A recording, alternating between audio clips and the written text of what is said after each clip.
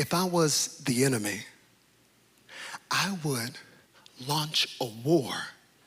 Hear me, not of sickness, not of disease, not to get you demon possessed, but I would launch a war, hear me, to get you to embrace a truth instead of the truth.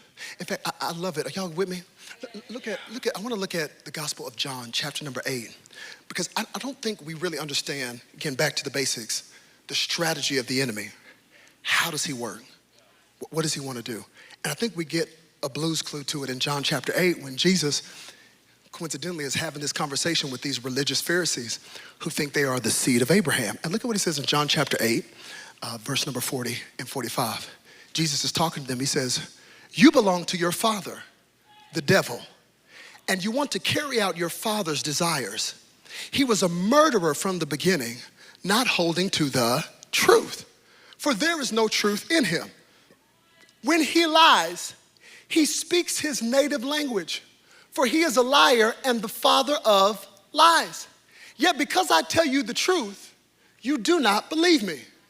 See, here is the language of the enemy. Every time he speaks, it's a lie.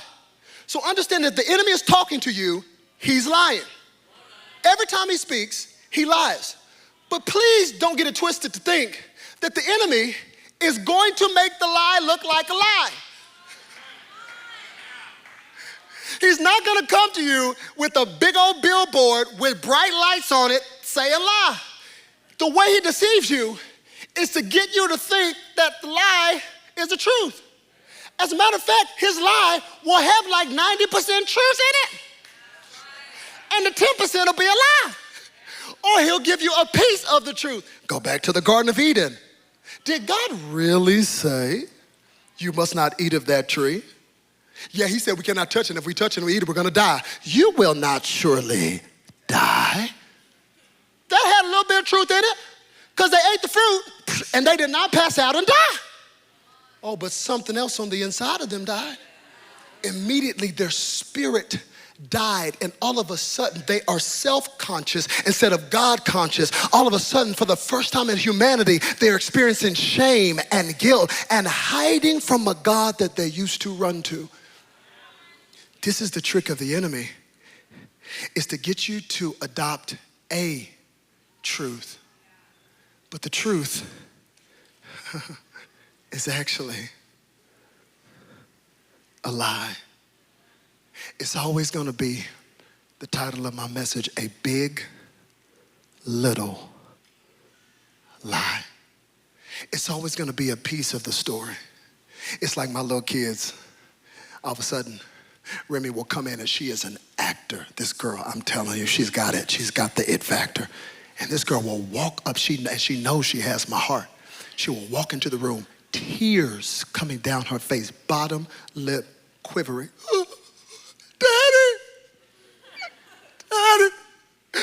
Edie, and Bubba, they just slapped me in the face. I didn't do nothing, and they just slapped me in the face. To get a reaction out of me, I'm like, Bubba, did y'all slap? Telling me part of the truth. They did slap you. But you didn't tell the part where you were licking them and kicking them 15 minutes before they did it. You just come with your side. I'm trying to get you to see that the enemy is not gonna come up to you with some blatant lie. He's got to appeal to your emotions. He's got to appeal to some truth. He's not gonna come with, not most of us, especially who've been saved, he's not gonna come with some blatant lie at the beginning and say, just run away to Vegas with somebody that's not your spouse and spend a weekend with them and snort cocaine. He ain't gonna come like that. He does not come out the gate like that. I'm just trying to help you. He is smart about it. The lie he will start with, that'll come later. The lie that comes first is more subtle. It's more like, man, you're not happy in this marriage. You're not happy. I mean, think about it. You were happier before you were married to them. God, you hadn't been happy in a long time. As a matter of fact, let's be honest. You got married too young. You got married too young. They were good for you then, but not now. I think you would be so much happier if you find somebody that has evolved into who you are now. You should go find them. Have you seen Ted in The Office? See, it's not gonna go to the extreme. I love when y'all get quiet. It's not gonna go to the extreme. It's always gonna start with the big, little lie. And once you embrace the lie as a truth, here's what's interesting. It starts manifesting in your life. Can I mess you up? The Bible says the truth will set you free. The truth will set you free. But that's the truth. But if there is a truth that's actually a lie that I have accepted, I will walk in the freedom of that truth. Some of you have embraced a truth that is a lie. Like, I'm unlovable. I'm unlovable. I can't do relationships. I'm unlovable. And what's crazy about embracing that truth that is a lie is it will become so a part of you that you will actually start rejecting people in your life.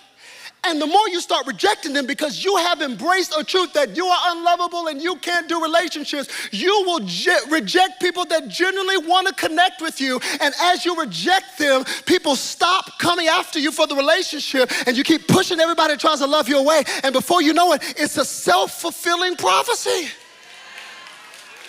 And you end up alone. And you end up in isolation. Not because what you embraced was true. It was a big little lie that you embraced, and you started walking in the truth of that lie. And Paul says it's a slippery slope because once you embrace these truths as lies, then he says, then you stop glorifying God. That's the next step. He says they stopped glorifying God and they worshiped the creation instead of the creator, and they were unthankful. I was reading, I was like, for real, Paul? Like, thank you notes is what leads you all the way down to the end of the verse where it starts talking about sexual perversion and envy and malice. And it starts with like, thank you? Yeah, that's where it started in the garden because the enemy narrowed Adam and Eve's attention to one tree that they couldn't touch. Instead of looking at all the trees in the original Whole Food Market that they could touch. It always starts with unthankfulness. And Paul says, once you embrace that truth as a lie, it's a slippery slope and your heart becomes darkened to the truth. I want the worship team to join me. I had them bring this out today because the image I got in my head is of some of you who for years have been warring against a truth that you know. God hardwired it in your DNA. And you've been fighting against it and trying to suppress it. And I felt like God sent me to warn you that if you keep fighting that truth and trying to suppress that truth and saying, yeah, that's the truth, but I choose my truth. There will come a moment, as Paul says in the end of Romans, where God does something and he gives you over to that which you continually reject. This is the beauty actually of the new covenant. Believe it or not, it is a way of grace. In the Old Testament, there was the active wrath of God. Those passages that are hard to preach. Fire comes out of heaven and people get swallowed up. In the New Testament, we have a passive wrath. And that passive wrath, hear me, is when God gives you what you want. It's where God says, all right, I've been trying to tell you as much as you've been fighting it, this is the truth. Stop trying to make your own truth. The scariest thing for God to do is say, okay, I'll give you over to that. I will not continually try to put on you that which you continue to reject. He gives you over to it. And when he gives you over to it, you have desires that are perverted that begin to lead you. Desires that are unnatural, things that are an abomination. This is what Paul says. It starts with saying, I suppressed it, I tried my own, and God says, okay, have it your way.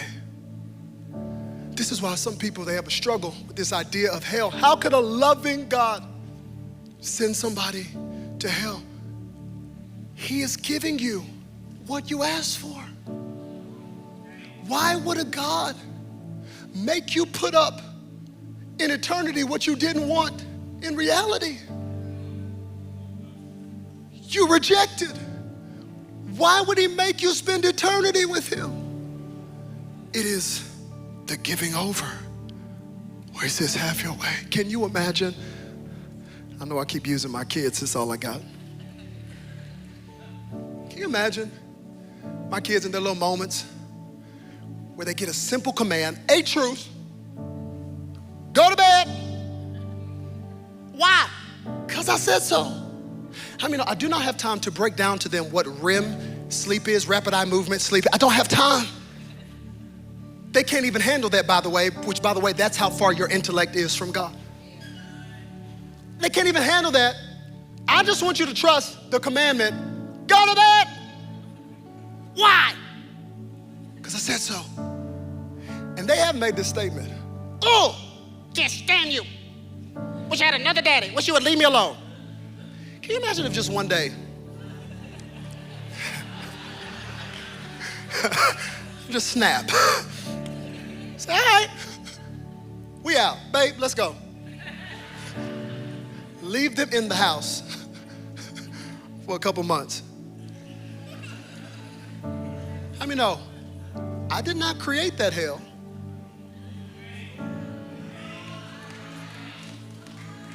They better not be in the house. Oh, there's no food. But the lights don't work. It's dark. I know it is. It's weeping and gnashing of teeth. Why? Because I gave you what you wanted. I removed myself. I did not bring it on you. I just gave you what you wanted. Talking to somebody today that's been fighting against the truth. Ooh.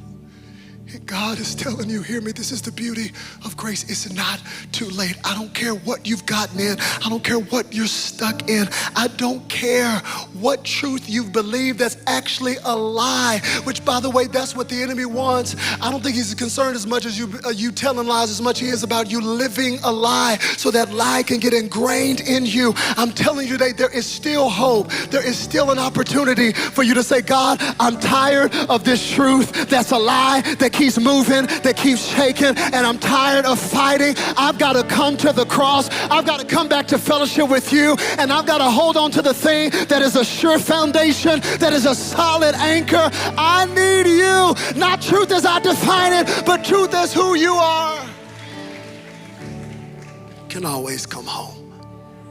You can always come home. That grace is available to you today.